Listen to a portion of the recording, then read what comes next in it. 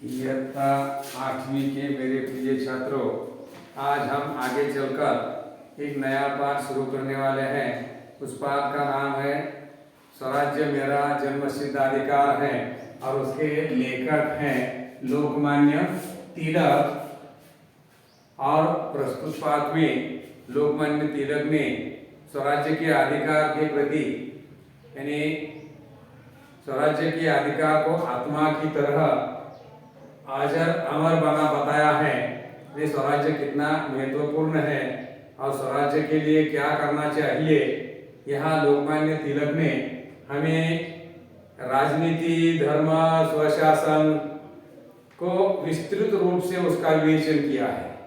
यानी हमारे देश में राजनीति कैसी होनी चाहिए, धर्म कैसा होना चाहिए, स्वशासन कैसा होना चाहिए, उसका विस्तृत विवेचन किया है।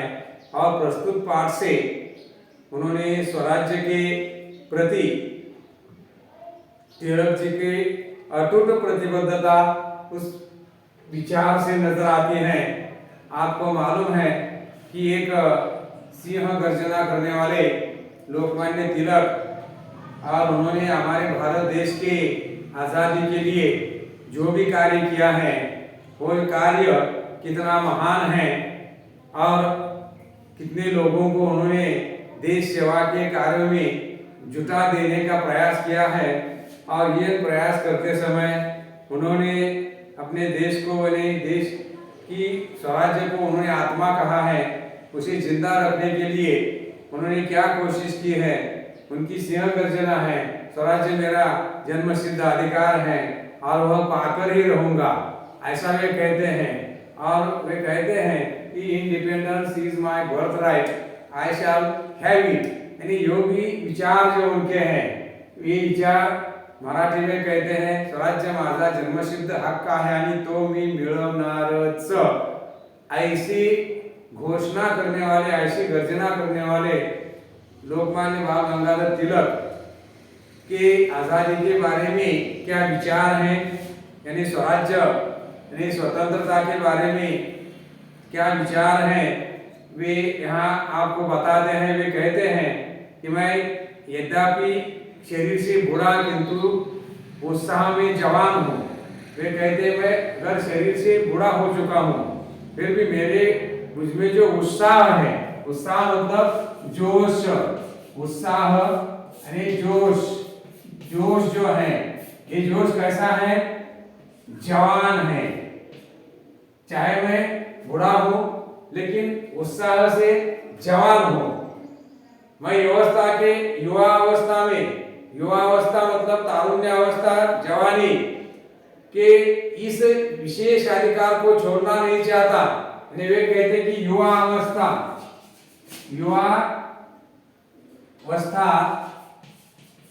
उसका मतलब है जवान। यानी जब जवानी में उन्होंने इस अधिकार को विशेष अधिकार कहा है, उन्होंने इस अधिकार को मैं छोड़ना नहीं चाहता। अपनी विचार शक्ति को सबल बनने से इनकार नहीं करना, यह स्वीकार करने के समान होगा कि मुझे इस प्रस्ताव पर बोलने का कोई अधिकार नहीं है। मैं यह ऐसे विचारधारा, विचार शक्ति लोगों में प्रवाहित करना चाहता हूँ, इसका कोई इनकार न करना कि स्वीकार करने के समान होगा। और इस प्रस्ताव पर, स्वराज्य के प्रस्ताव पर बोलने का मुझे भी अधिकार है, मुझे भी हक है, मुझे कोई रोक नहीं सकता, ऐसा वे कहते हैं। अब मैं जो कुछ बोलने जा रहा हूँ वह चिर युवा है। यानी चिर का मतलब निरंतर, चिर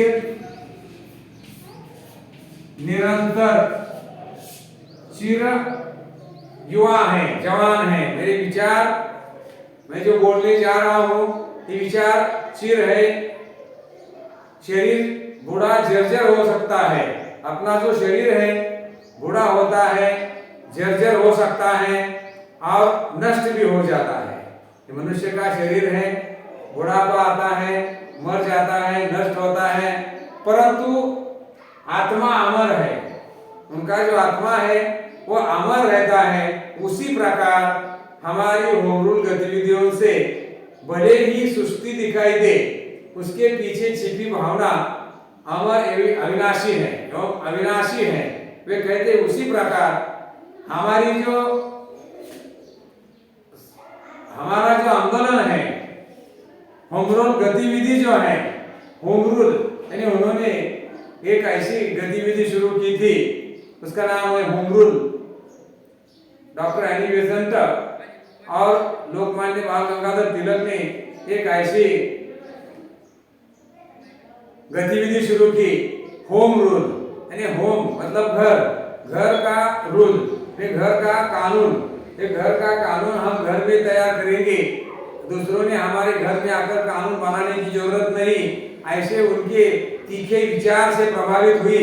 वे कहते हैं कि हमारी जो गतिविधि है उसमें कोई सुस्ताई मतलब ढिलाई आई है, लेकिन उसके पीछे छुपी भावना जो है यह अमर और अविनाशी है, अमर है, न मरने वाली है। वही हमें स्वतंत्रता दिलाएगी। वही जो भावना है, ये भावना हमें क्या करेगी? स्वतंत्रता देगी, जब तक वह ईश्वर से एकाकार न हो जाए। स्वराज्य मेरा जन्मसिद्ध अधिकार है, जब तक वह मेरे भीतर जागृत है। मैं बुरा नहीं हूँ, कोई हथियार इस भावना को काट नहीं सकता, कोई आग से जला नहीं सकती, कोई जल से इसे भिगो नहीं सकता, कोई हवा से उसे सुखा नहीं सकती। यानी इनके जो विचार हैं, उनकी जो गतिविधि है, वो कहते हैं कि हमें स्वतंत्रता जरूर दिलाएगी।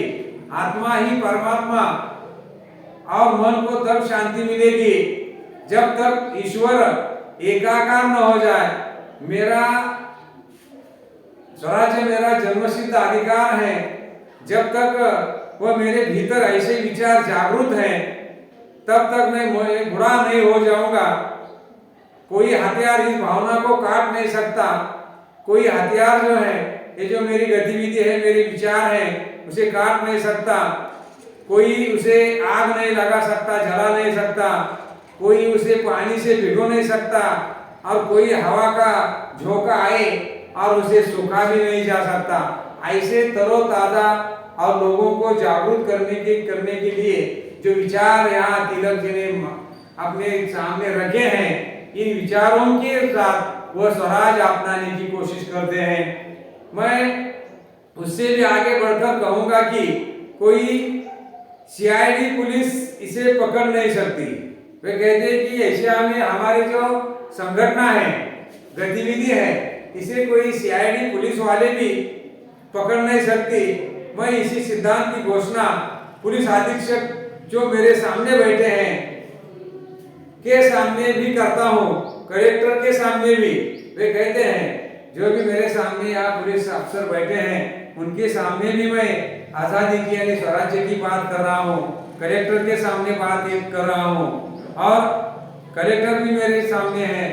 इन्हें सभी इस सभा में सभी को आमंत्रित किया गया था, और आशुलिपि लेखक जो हमारे भाषणों को नोट्स लेने में व्यस्त है, उनके सामने भी जो भी मीडिया वाले हैं, हमारे विचार जो लिखकर अखबार में प्रसिद्ध करने वाले जो लोक लेखक हैं, उनके जो नोट्स मैं क्या बोल रहा हूँ, ये नोट्स लिखने में व्यस्त हैं, उनके सामने मैं बोल रहा हूँ। मैं कोई अकेला नहीं बोलता।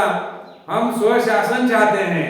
हम क्या चाहते हैं? स्वशासन चाहते हैं, और वह हमें मिलना ही चाहिए। स्वशासन, हमारा शासन, हमारा घर, हमारा कारोबार, ऐसा शासन हमें चाहिए। हम दूसरों के यहाँ नहीं रहेंगे कानून में। वही राजनीति विज्ञान है, न कि यह किसी की परिणति दास्तां में हो। राजनीति का विज्ञान इस देश के वेद है, यानी इसकी परिणति क्या होगी, उसका परिणाम क्या होगा। राजनीति ये जो है विज्ञान का एक वेद है। विज्ञान का वेद कौन सा है? ये राजनीति है। ये राजकीय नीति जो पैदा होती है, उसे कहा है आपके पास एक आत्मा है और केवल उसे जगाना चाहता हूँ। मैं उस पर्दे को हटा देना चाहता हूँ जिसे अज्ञानी, कुचक्री और स्वार्थी लोगों ने आपकी आंखों पर डाल दिया है। राजनीति के विज्ञान के दो भाग हैं, पहला दैवी और दूसरा राक्षसी। एक राष्ट्र की दास्ता दूसरे में भाग आती। राजनीति विज्ञान के राक्षसी भाग का कोई नैतिक औचित्य नहीं हो सकता। एक राष्ट्र जो उसे उचित ठहराता है, ईश्वर की दृष्टि में पाप का भागी है। यानी आपको पास जो भी आत्मा है, केवल उसमें हम ज्ञान जगाना चाहते हैं, उसे कोई हटाना चाहता है, तो ऐसे लोग कुचक्री है, अज्ञानी है, स्वार्थी लोग हैं, उनके आंखों पर ऐसा पर्दा डाल दिया है। तो राजनीति के विज्ञान के दो भाग होते हैं, एक होता है पहला मानवी और दूसरा दानवी, यानी दैवी और राक्षसी वृत्ति का होता है। राष्ट्र की एक दास्ता दूसरे भागों में आती है। राजनीति विज्ञान के राक्षसी भाग का कोई नैतिक औचित्य नहीं छोड़ सकता। एक राष्ट्र जो उसे उचित ठहराता है, ईश्वर की दृष्टि में पाप का भागी होता है। एक राष्ट्र दूसरे राष्ट्र पर, यानी उदाहरण के भारत के ऊपर अन्याय करने वाला जो राष्ट्र है अंग्रेज, इंग्लैंड जो है, ये उन्हें ईश्वर की दृष्टि के पाप के वे भागी हैं, दूसरों पर अन्याय अत्याचार करते हैं। कुछ भी हो जाए, लेकिन हमारे जो विचार है, ये स्वराज्य पाने की जो हमारे भारतीय लोगों की जो इच्छा है, इसे हम नहीं छोड़ेंगे। ऐसा विचार करते हुए मेरा स्वराज्य मेरा जन्मसिद्ध अधिकार है। इस पाठ के माध्यम से यहाँ वे ऐसे अपने विचार तीखे विचार यहाँ वे प्रकट करते हैं और हम यहाँ रुकते हैं। धन्यवाद।